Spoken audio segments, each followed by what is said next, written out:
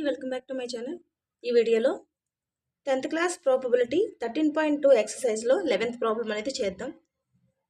పటంలో చూపినట్లు దీర్ఘచతురస్రాకార పలకపై 1 మీటర్ వ్యాసం గల వృత్తం గీయబడి ఉన్నది. ఒక పాచికను ఈ పలకపై జారవిడిస్తే అది వృత్తంలో పడుటకు సంభావ్యత ఎంత అన్నారు. సో మనకి ఇక్కడ దీర్ఘచతురస్రం ఇచ్చారు, ఒక వృత్తం ఇచ్చారు. సో దీర్ఘచతురస్రం పొడవు ఎంత?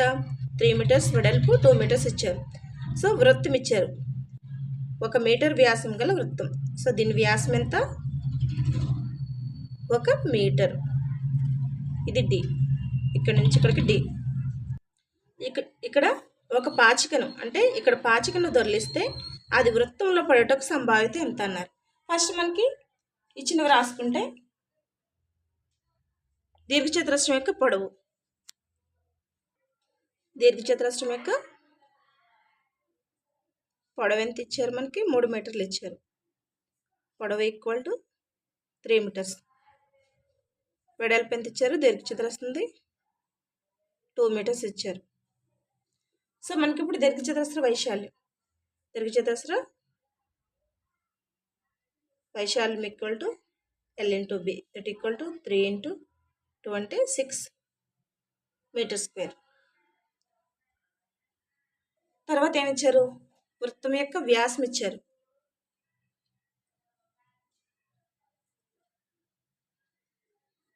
వృత్తం వ్యాసం డి ఈక్వల్ టు 1 మీటర్ ఇచ్చారు.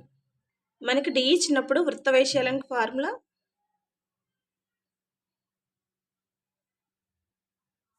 వృత్త వైశాల్యం A equal to pi D square by 4. ఎందుకని? R equal to D by 2. So ఇప్పుడు ఆర్ స్క్వేర్ ఎంత అవుతుంది? డి స్క్వేర్ బై 4 అవుతుంది.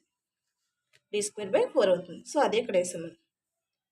సో వాల్యూ సబ్స్టిట్యూట్ చేస్తే 22/7 ఇంటూ 1 ఇంటూ 1/4. సో ఈ 4లో ఇందులో 2 అనేది క్యాన్సిల్ అవుతుంది. ఇందులో 2 టైమ్స్, ఇందులో 11 టైమ్స్. సో ఎంత అవుతుంది మనకి? 11/14. 11/14. మనం దీర్ఘచతురస్రం యొక్క వైశాల్యం ఫైండ్ అవుట్ చేసాం, వృత్త వైశాల్యం ఫైండ్ అవుట్ చేసిన తర్వాత ఇక్కడ ఏమంటున్నారు? ఒక పాచికను ఈ పలకపై జార విడిస్తే అది వృత్తంలో పడుటకు సంభావ్యత ఎంత? అంటే దీర్ఘచతురస్రంపై గల వృత్తంపైకి పాచికను వేయగల సంభావ్యత ఎంత అని అడుగుతున్నారు. సో మనకి దీర్ఘచతురస్రంపై గల వృత్తంపైకి పాచికను వేయగల సంభావ్యత ఈక్వల్ టు అనుకూల పర్యవసానములు బై మొత్తం పర్యవసానాలు. సో మనకి వృత్త వైశాల్యం ఎంత వచ్చింది? 11/14. సో 11/14 బై మొత్తం పర్యవసానాలు ఎన్ని వస్తుంది? దీర్ఘచతురస్రం యొక్క వైశాల్యం కదా, బై 6 చేస్తే 11/14 ఇంటూ 1/6. 11/14 6 జర్ ఎంత? 4 6 24, 2 ఉంది, 1 6 8. 11/84 ఆన్సర్. సో మనం ఈ విధంగా దీర్ఘచతురస్రం యొక్క వైశాల్యం ఫైండ్ అవుట్ చేసిన తర్వాత అందులోనే వృత్తం ఉంది కాబట్టి ఆ వృత్తంపై పడడానికి పాచికను దొరిలించినప్పుడు ఆ వృత్తంపై పడడానికి సంభావ్యత ఎంత అంటే మనకి వృత్త వైశాల్యం ఫైండ్ అవుట్ చేస్తాం. ఆ వృత్త వైశాల్యము అనేది అనుకూల పర్యవసానాలు అవుతుంది. మొత్తము అంటే దీర్ఘచతురస్రం యొక్క వైశాల్యం కదా. సో మొత్తం పర్యవసానములు అంటే 6 అవుతుంది. దీర్ఘచతురస్ర వైశాల్యం ఎంత వచ్చింది? 6.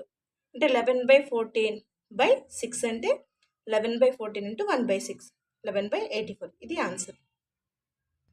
నెక్స్ట్ 12th ప్రాబ్లం చూసుకుంటే, ఒక వ్యాపారి వద్ద 144 పెన్నులు ఉన్నాయి. అందులో 20 లోపాలు కలిగి ఉన్నాయి. సుధా పెన్ను కొనడానికి వస్తే వ్యాపారి యాదృచ్ఛికంగా ఒక పెన్ను ఇస్తే దానిని సుధ కొనలేకపోవటకు సంభావ్యత ఎంతెంత? సో ఇది మనం పి ఆఫ్ ఈ అనుకుంటే ఇది పి ఆఫ్ ఈ బార్ అవుతుంది. ఇది అసంభవ ఘటన. సో మొత్తం పెన్నులు ఎన్ని వస్తాయి? 144 వస్తాయి.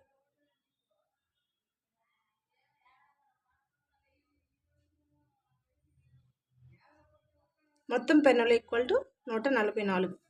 లోపాలు గల పెన్నులు ఎన్ని ఉన్నాయి? 20. లోపాలు గల పెన్నులు 20. సో మంచి పెన్నులు ఎన్ని అవుతాయి? అప్పుడు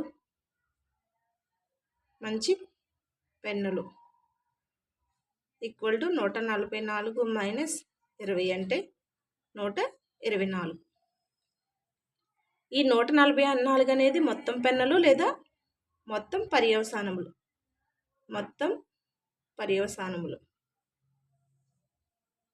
సో ఇప్పుడు మనకి ఫస్ట్ బిట్ ఏంటంటే సుధ కొనుటకు సంభావ్యత ఎంత.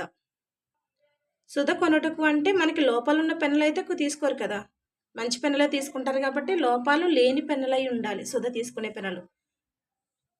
అప్పుడు పర్యవసానాలు ఎన్ని అవుతాయి మనకి? 124 అవుతాయి. అనుకూల పర్యవసానాలు ఎన్ని అవుతాయి? 124 అవుతాయి.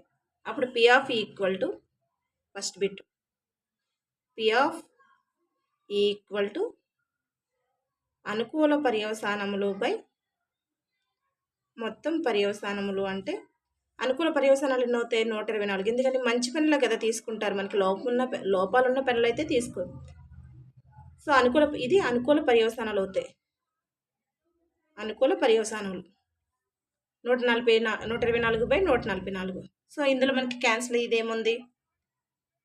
సో మనకి రెండిట్లో క్యాన్సిల్ అయ్యేది ఏముంది? 4 టేబుల్ అనేది క్యాన్సిల్ అవుతుంది. ఇందులో 3 4 జ 12 1. ఇందులో 3 4 జ 12 24. అంటే 6 4 24. అంటే 31/36. పి ఆఫ్ ఈ ఎంత వచ్చింది? 31/36.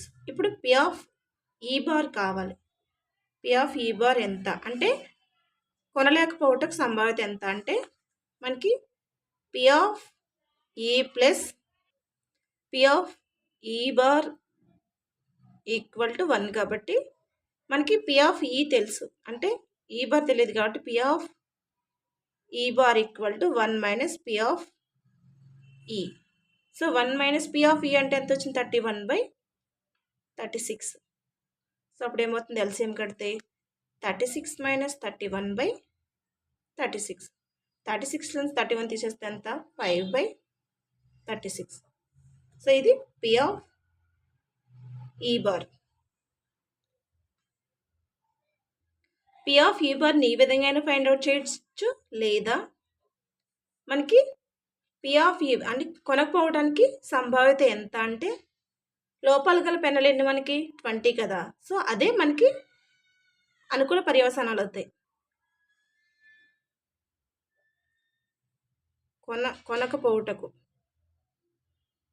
కొనకపోవటకు అంటే మంచి పెన్నులు కాదనే కదా అర్థం. అంటే లోపాలు గల పెన్నులు ఎన్ని ఉన్నాయి మనకి? 20 ఉన్నాయి. సో ఇదే మనకి అనుకూల పర్యవసానాలు అవుతుంది. అప్పుడు ఏమవుతుంది? పి ఆఫ్ ఈ బార్ ఈక్వల్ టు అనుకూల పర్యవసానాలు ఎన్ని? 20 బై మొత్తం పర్యవసానాలు ఎంత? 144. సో ఇందులో క్యాన్సిల్ అయ్యేది ఏముంది మనకి? 4 టేబుల్ క్యాన్సిల్ అవుతుంది. ఇందులో ఎన్ని టైమ్స్? 5 టైమ్స్. ఇందులో 36 టైమ్స్. అంటే 5/36. ఈ విధంగా ఫైండ్ అవుట్ చేయొచ్చు, ఈ విధంగా ఫైండ్ అవుట్ చేయొచ్చు. సో మనకి ఆల్రెడీ పి ఆఫ్ ఈ వచ్చింది కాబట్టి పి ఆఫ్ ఈ బార్ ఫైండ్ అవుట్ చేయడం ఈజీ కాబట్టి ఈ మెథడ్ ఎంచుకోవచ్చు. లేదు ఇది తెలిస్తే ఇది కూడా చేసుకోవచ్చు. Thank you. ఈ వీడియో కనుక మీకు నచ్చితే లైక్ చేసి సబ్స్క్రైబ్ చేయండి, వీలైతే షేర్ చేయండి. ఇంకొక 2 ప్రాబ్లమ్స్ ఉన్నాయి. 13th ప్రాబ్లం అనేది మనకి అంత ఎగ్జామ్ పాయింట్ ఆఫ్ వ్యూలో అడిగే ఛాన్సెస్ ఉండవు, ఎందుకంటే ఇది లెంగ్తీగా ఉంటుంది కాబట్టి, టైం టేకన్ కాబట్టి. మనకి 14 15 ప్రాబ్లమ్స్ అనేది నెక్స్ట్ వీడియోలో అప్లోడ్ చేయడం జరుగుతుంది. ఇది అయిపోయిన తర్వాత మనకి సిలబస్ ప్రకారం, డిఎస్సి సిలబస్ ప్రకారం ఫస్ట్ నుంచి నంబర్ సిస్టమ్ దగ్గర నుంచి బేసిక్స్ నుంచి చెప్పుకుంటూ వద్దాం. Thank you.